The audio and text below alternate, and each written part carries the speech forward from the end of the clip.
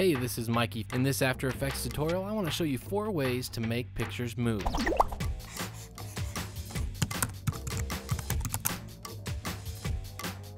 Now these 4 ways are using 1. The displacement map, 2. the puppet pin tool, 3. separating the layers into Z-space, and 4. with the vanishing point from Photoshop. Let's start with the puppet tool. So here I have a new composition. I'm just going to delete these 2 layers I have there, and I'm going to bring in the photo I have, and this is just a stock photo, simple handshake. Now if you've ever done any sort of video for client work, I'm sure you've used a handshake at least once in your life. It's one of these classic shots that everyone uses a lot. Now I'm going to be using the puppet tool, and if you haven't used the puppet tool, it's this pin right here, or if you just hit Command P on your keyboard. I'm going to click that, and what the puppet tool does is it moves things around very organically, and it's a good way of animating a still photo. So what I want to do for this shot is I want to put a pin right here on the arm, one right here on that arm, and then one right in the middle. And as I move this, you can see that it looks like they're shaking hands. Now the problem I have, as you can see, is right here, this is not lining up quite right, and you can see an edge there. So there's a couple things I can do. I can scale this up so it's bigger, or I can also come in here and put some more pins down on these points so it won't move like that. And then when I animate this, it's not going to move off the edge. Now I might still have to scale it a little bit. So what I want to do now is let's animate this handshake. So if I come down into this puppet tool on the timeline and go into mesh, go into deform, and I can switch which pin these are, and as I highlight them, it's going to tell me which one right there, puppet pin number 3, is the pin that I have highlighted. So I just now need to keyframe this. It's already keyframed when I put the puppet tool on. So I'm going to go forward in time. Let's bring it up. Forward a little bit more. Bring it down. Forward. Bring it up. And then bring it back down. Now let's just take a look at that. And that is entirely too slow. And so when you do an animation and you find it way too slow, then all you have to do is just highlight all these keyframes, and I'm going to hold down Alt or Option on my keyboard, and I'm going to kind of scale them together. And then what that does is it's going to equally scale them, and it's a quick way of scaling things together. Now that I have the animation that I like, I'm just going to come into this layer and I'm going to scale it up a little bit. There's a little bit of black right there, so again I can either scale this up or I can create a new solid. Let's grab this eyedropper, make sure it's the same color as the background, and let's put it in the background, and that should fill that in. So that is using the puppet tool, and it's really kind of simple, straightforward, and a really good option to create some moving pictures. Next, let's talk about displacement map. Now this one's a little bit more difficult. So I'm using this picture here. It's called the Mona Lisa, if you haven't heard of it. And I'm going to take and create a displacement map and make this look 3D and give some nice movement to it. Now to do this, you have to create kind of a depth map, black and white, different varying levels. And the easy way to do this is you can do this right in After Effects. I'm going to show you how to kind of get started, and then I'm going to fast forward as I create the depth map, and you can see what the finished product looks like. So I'm going to take this, just duplicate the layer, so I'm not doing it on the original. And here I have the duplicated layer. Let's just go ahead and give that a name. I hit enter on the keyboard. Just call it depth map. And what I'm going to do is I'm going to take my paintbrush, and I'm going to double click right on the layer. And I have right now it's set at a really large diameter. I can bring that down over here. And what I want to do is just paint right on top of the Mona Lisa some black and white. So I want to start with black And I also have the opacity set at about 74, and that's fine. And so what I want to do is I want to take the most closest to the camera points, and I want to color those black. And the parts that are furthest away, I want to color white. So let's start with, we can see down here, these hands are going to be kind of black. And I'm just going to color them, and maybe this arm right here, I can bring this diameter up. Go like that. And then as I kind of move a bit back in away from the camera, I'm going to get to more of a gray. And you don't have to be exact because of the way the plugin that I'm going to use works. It doesn't require you to be exact, because we're just going to do some subtle movements. I'm going to come in here and let's change this to a little bit lighter of a gray.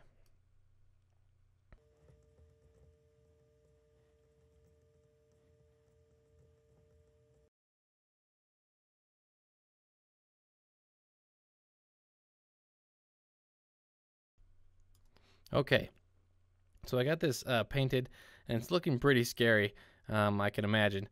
But the reason why I just did it kind of transparent is because what I want to do is, let's go back into out of paint mode, and so it's kind of in a paint mode, and I come over here, click on composition, get back into this, and I'm going to come in and I'm going to add an effect. I'm going to go to color correction and tint. I'm going to tint this black and white, and I want some of this, a little bit of a detail still left in there, but it's mostly black and white. Now what I can do is I'm going to take this depth map and I'm going to pre-compose. So that's Command Shift C if you're on a Mac. And I'm going to move all attributes, and let's call this depth comp. Click OK. And I'm going to just move this to the bottom, let's hide that.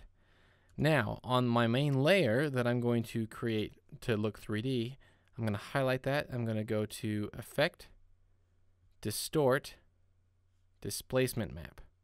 And immediately you can see that it's starting to do some weirdness, but I'm going to come in here where it says Displacement Map Layer, and I'm going to select Depth Comp.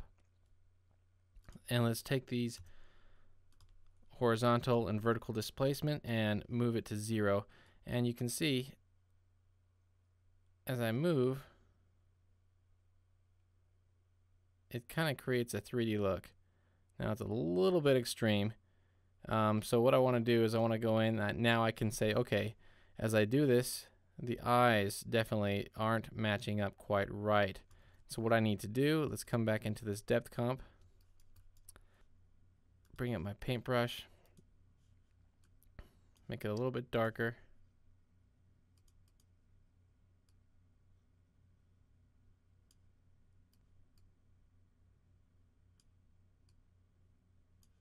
Okay, now let's see what that looks like.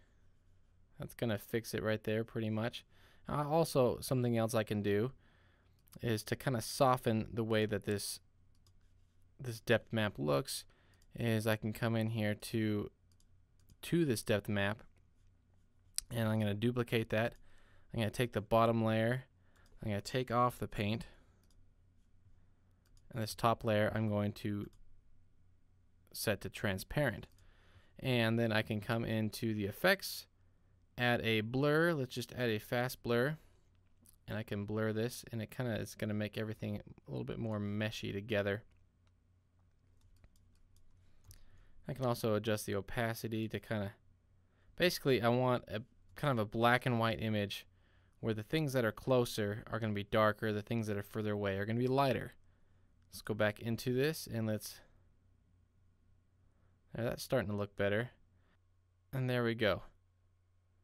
So what we do now is I'm going to keyframe the horizon distance and the vertical distance, and let's go forward a few seconds, about 2 seconds, and let's just move it subtly.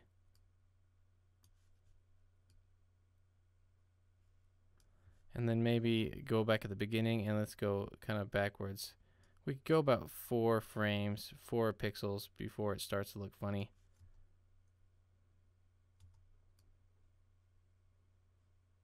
And of course I'm going to also need to come in here and let's scale this up. so my edges don't turn black. And it's just some very subtle movement, but it adds kind of a nice 3D effect to the picture, to the Mona Lisa. So that's number 2, which was using the displacement map. And again, how we did that is we created kind of just a makeshift depth map out of using the paintbrush. Just did something really quick. I just wanted a subtle movement, and I think that did the trick. Now the next thing I want to show you is separating out layers with Photoshop. And of course with that we need Photoshop. So I'm going to bring up Photoshop. And this is not a Photoshop tutorial, this is an After Effects tutorial. So I'm not going to show you how to separate everything out. It'll take a long time to do that. But I will show you, you don't have to be perfect. So let me just show you, this is my back layer here. This is just some more stock photos I found. Then here's my middle layer. And then here's my front layer. The front layer is just the car with some grass. The middle layer is just the couple sitting there.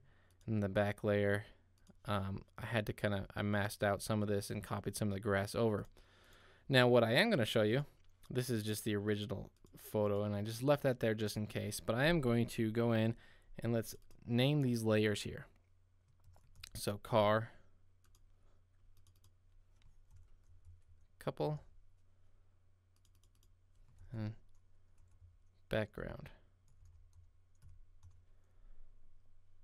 And then I can save this, and then when I take that file and I'm going to just drag it and drop it right into my project window. So here's my project window. I'm going to drag and drop the file from my window, bring it in, and it's going to ask me import kind, composition, footage, or retain layer sizes. I want to do composition. If you do footage, then it's going to flatten everything down. You won't have the layers. I'm going to click OK. Now when I go into this, you can see here my layer names stayed the same: car, couple, background. So that's how you format something from Photoshop when you bring it into After Effects. It's just the layers in Photoshop turn into layers for After Effects. So let's take a look at this. What I'm going to do is I'm going to bring a new camera. And just the default settings should be just fine. And then let's turn these layers 3D. And then I'm going to come into this active camera and I'm going to move it to a custom view. And what this does is I can kind of see what my camera is looking at. Now I'm going to come in here, I'm going to take where it's the car, and then it brings up these little arrows here. I'm going to hold down V or hit V to bring my selection arrow, and I can move this car forward. And then click on the background and move the background away. And then what we've done here is we've made it so they're separate, right? So let me go back into my active camera, and I need to kind of format these. So the car is now much too large. So I'm going to scale that down until it fits back in the frame like it did before. And the background is also much too small. So I'm going to scale that up so it fits in the background like it did before. Now with this formatted like this or set up like this, you can see I can move now around and it's got a bit of a 3D look to it. So let's scale this to fit, and I'm going to do a little bit of a zoom. So I'm going to go into my camera settings, I'm going to transform, and I'm going to just keyframe everything because I don't know if I'm going to zoom it or rotate it. Just to be safe, I like to keyframe everything. Let's go forward 2 seconds. And to change your camera tools, I'm hitting C on the keyboard.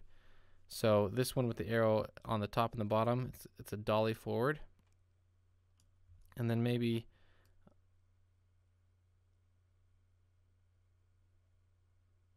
I'll do a little bit of a rotate as well. And then you can see that adds some nice movement to this picture. And it looks pretty realistic. Now other things you can do is you can start adding things together.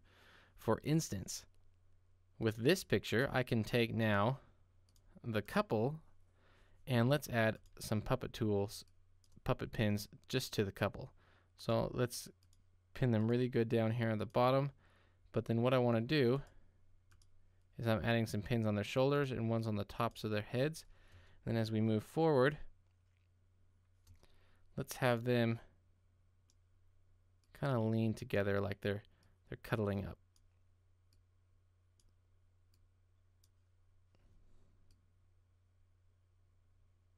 Let's take a look at that.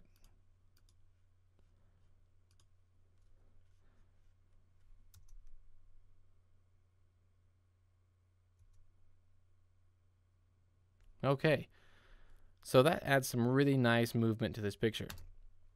Pretty simple to do, and I think it's a really great effect. Now, the last thing I want to show you is called Vanishing Point. And again, this takes Photoshop to do it. And if you've got After Effects, most likely you also have Photoshop because they kind of come together.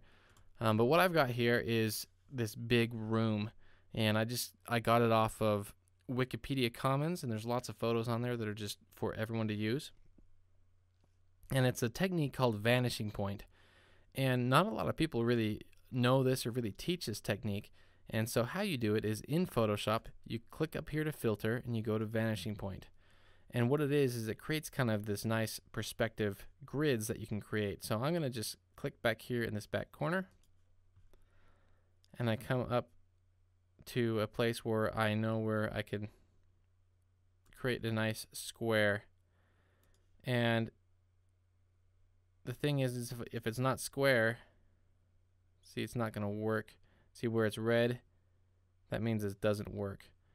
So I need to make it blue, and that means everything's in perspective. And then when I have this grid down here, I can hover my mouse over this end and I can extend it out. Now I want to create the rest of this room, and so what I do is I hold down Command on a Mac, and then I click on this end piece, this little box, and then it creates another grid that's 90 degrees to that grid. And then I just keep on doing this to kind of build my walls.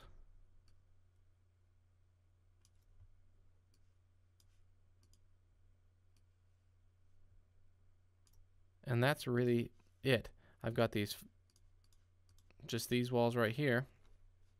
Now most people at this point, they say, okay, I'm done, so they're going to click OK. That's not what you do. Now if you don't know what you're looking for, there's actually a tiny little menu right here, up here in the left hand corner, and I'm going to click on that, and it says Export for After Effects. Click OK, put it in a folder, and let's call this Big Room.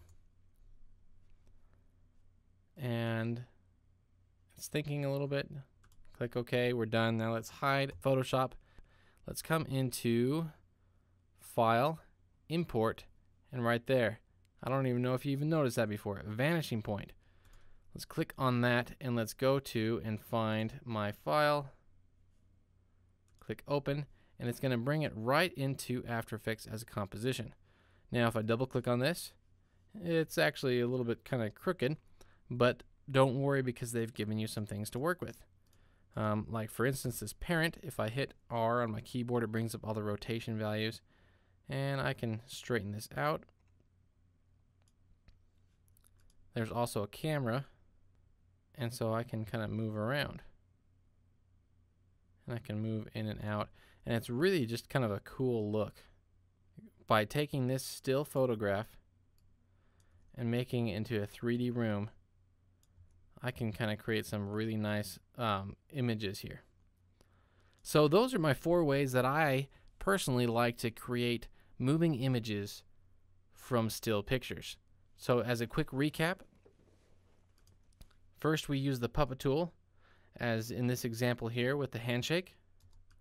Then we used the displacement map, which is a little bit more complex, as this example in this very subtle 3D movement of the Mona Lisa. Then we separated out the layers in Photoshop, and we actually combined that with the puppet pin to create this look right here. And if you remember, we have these all separated out into Z space. And then the last one was using the Vanishing Point filter in Photoshop. Now, if you have any questions, I know this is a lot of information in this tutorial, but hopefully you picked up some great tips on something you can do in your next project when it requires taking a still picture and making it move. Happens all the time. I can't tell you how many times I've done this for client work where they say, hey, I've got just this picture, can you make it move? And I say, yes, I can. And then I use one of these techniques. So, hope you enjoyed the tutorial. Make sure that if you have any questions, just put them below in the comment section. Thanks for watching.